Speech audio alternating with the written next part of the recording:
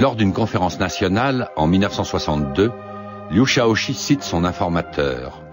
La famine est due pour 30% aux catastrophes naturelles et pour 70% aux erreurs humaines. Mao est furieux. Il fait son autocritique avec réticence. Son autorité est intacte, mais il commence à se demander si Liu est bien le successeur qui convient.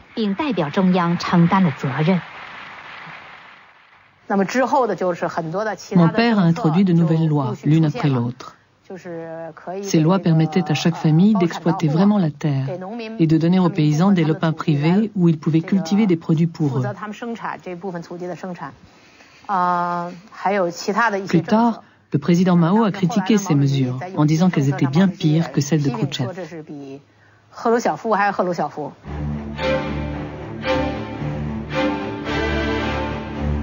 Lors de la campagne pour remettre la Chine sur pied, et après l'hémorragie du Grand Bond, Liu Shaoqi compte fortement sur l'indispensable Zhou Enlai qui voyage partout dans le pays, encourageant les autres par son exemple. Deng Xiaoping, un pragmatiste qui mettait Mao en colère lorsqu'il disait « qu'importe qu'un chat soit blanc ou noir pourvu qu'il attrape les souris », devint l'allié le plus proche de Liu.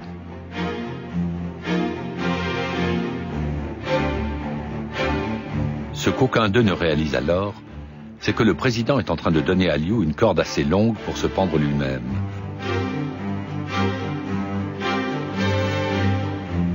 En attendant, Mao fait ce qu'il a toujours fait dans ces cas-là, il se retire de la bataille.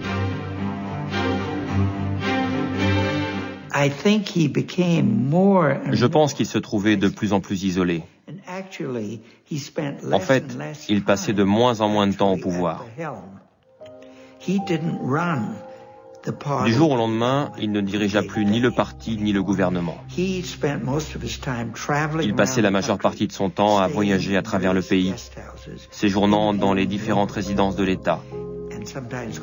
Il interrogeait les gens du coin et bavardait parfois dans la campagne avec les paysans, mais en restant toujours à bonne distance de ses collègues et de la direction des affaires. Un peu plus tard, il prit l'habitude de les laisser seuls pour mener la barque, si l'on peut dire, quitte à leur tomber dessus ensuite s'ils faisaient une erreur.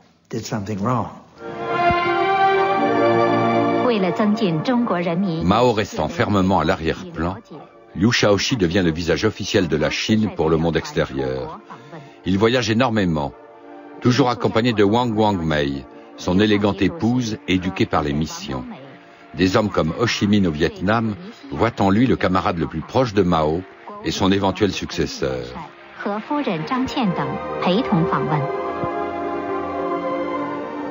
Personne, et surtout pas Liu, n'ont la moindre idée de la tempête politique que Mao est en train de préparer.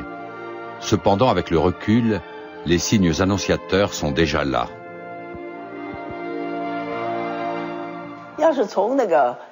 En ce qui concerne l'anglais, Mao n'était pas un très bon élève. Au début, j'avais l'impression qu'il avait beaucoup de temps libre. Mais maintenant, je pense que c'était parce qu'il réfléchissait à ce qu'il devait faire. Plus tard, il m'a dit « Il y a quelques problèmes au sein du Parti communiste. Je vais être très occupé. Je n'aurai peut-être plus le temps d'apprendre l'anglais. » J'ai nettement senti que quelque chose de grave était en train de se préparer. En 1965, Mao retourne pour la première fois dans les monts Jingang, où il a combattu dans les années 20. Pour son entourage, le président semble nostalgique. Ils ne peuvent pas se tromper davantage.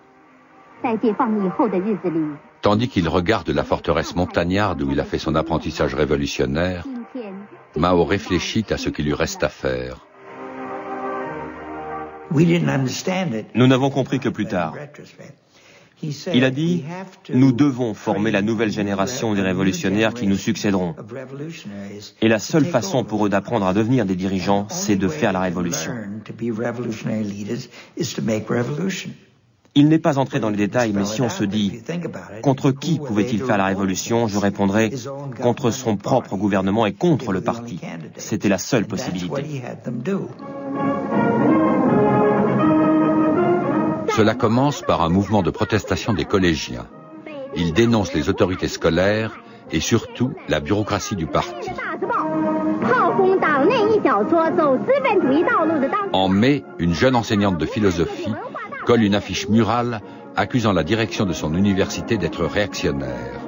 Mao prend fait et cause pour elle et la jeune femme Ni Yuanzi devient célèbre. Le président Mao m'a dit que c'était la déclaration de la Commune de Pékin, la Commune de Paris du XXe siècle, encore plus forte et plus éclatante que la déclaration de la Commune de Paris. Il nous a rendus si célèbres, mon affiche et moi. Il m'a propulsé si haut.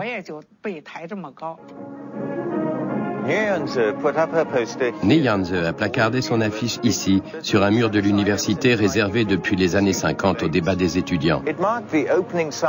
Ce fut le signal de la grande révolution culturelle prolétarienne, la dernière tentative malheureuse de Mao pour être sûr que ses idées révolutionnaires lui survivraient. En quelques jours, le mouvement s'est propagé comme une traînée de poudre. 6 semaines plus tard, Mao intervient de nouveau, physiquement cette fois. Le vieux président de 72 ans fait lentement entrer son corps imposant dans le Yangtze-Kiang et commence à nager, en s'abandonnant à l'eau pendant près de 2 heures, porté par le courant. En Chine, les symboles parlent beaucoup plus que les mots. C'est une démonstration de vigueur et de puissance. Après être resté sur la touche pendant 4 ans, Mao est de retour.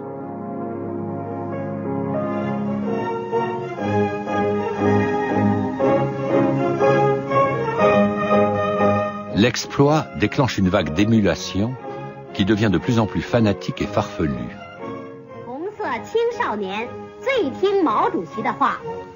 L'armée, qui a développé en premier le culte de la personnalité autour de Mao, donne l'exemple. Rien, semble-t-il, n'est trop extravagant lorsqu'il s'agit de manifester sa loyauté au président.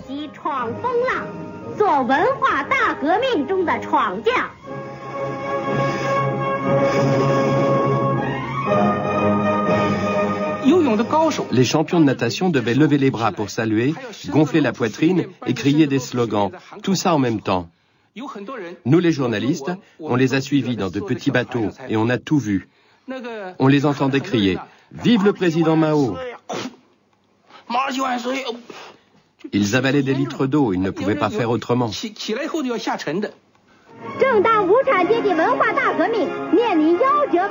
De retour à Pékin au début août, il critique Liu et Deng pour ne pas avoir pris en compte les inquiétudes des étudiants et nomme le ministre de la Défense, Lin Biao, un homme réservé et introverti, nouveau numéro 2 de la Chine.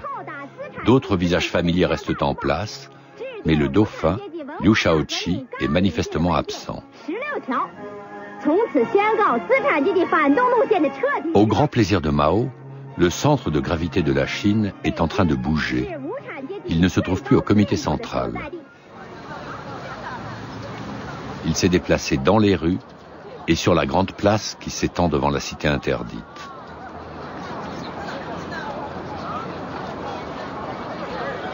Depuis la révolte des Boxers contre la domination étrangère, un siècle auparavant, la zone autour de Tiananmen est utilisée comme poudrière pour embraser le changement politique. De nos jours, c'est l'un des espaces publics les plus étroitement surveillés du monde. C'est ici que bat le cœur du gouvernement depuis 600 ans, c'est ici que le peuple vient manifester et qu'en 1979 et 89, les étudiants ont exprimé leurs griefs contre le gouvernement. Dans les années 60, le dissident était Mao et son arme préférée, les gardes rouges.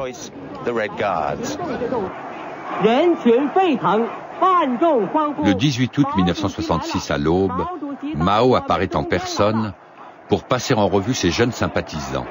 1 million au plus de troupes de choc qui ont répondu à son appel pour soutenir la pureté de la révolution chinoise.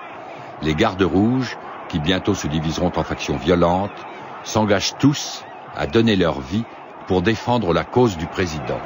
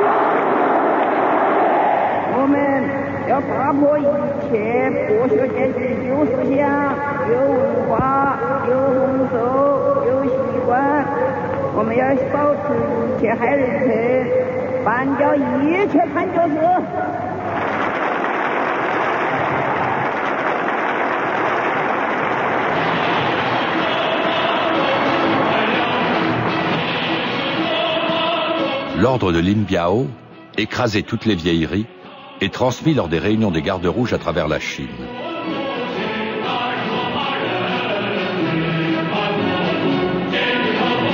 Les enseignes de boutiques que les gardes rouges considèrent comme bourgeoises, comme celle de ce restaurant de Canard Laquais, sont arrachées et détruites.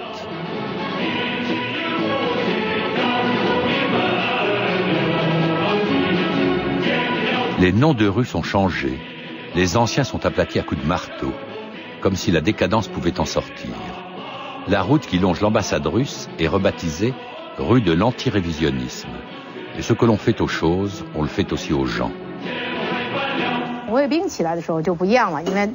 Quand les gardes rouges ont surgi, il y a eu une campagne de perquisition et de saisie.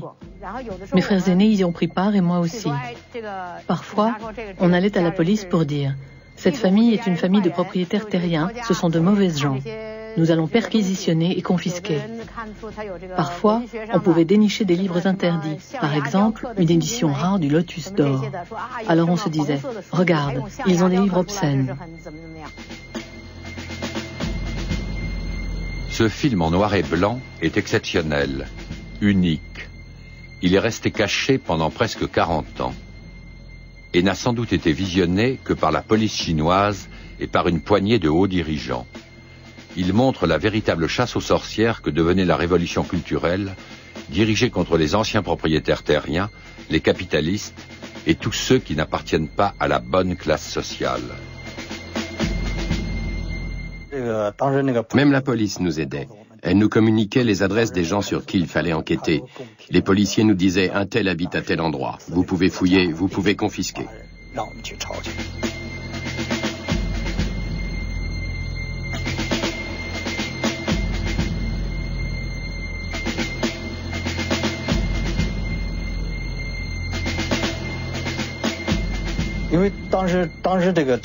Cette routine de perquisition et de confiscation n'était pas spécialement organisée. Nos cerveaux étaient tellement échauffés qu'on le faisait spontanément. Mon école se trouvait dans les faubourgs assez loin de la ville. Nous avons fouillé et mis à sac les maisons des anciens propriétaires et des paysans riches. Les collégiens étaient les plus sauvages. Autour de notre école, dans les villages, ils ont tué presque tous les anciens propriétaires. Mao Zedong 教导我们，革命要靠自己，我们要自己教育自己，自己解放自己，自己起来搞革命。无论是北京市的革命师生，还是各地的革命师生，在无产阶级文化大革命中，我们要打破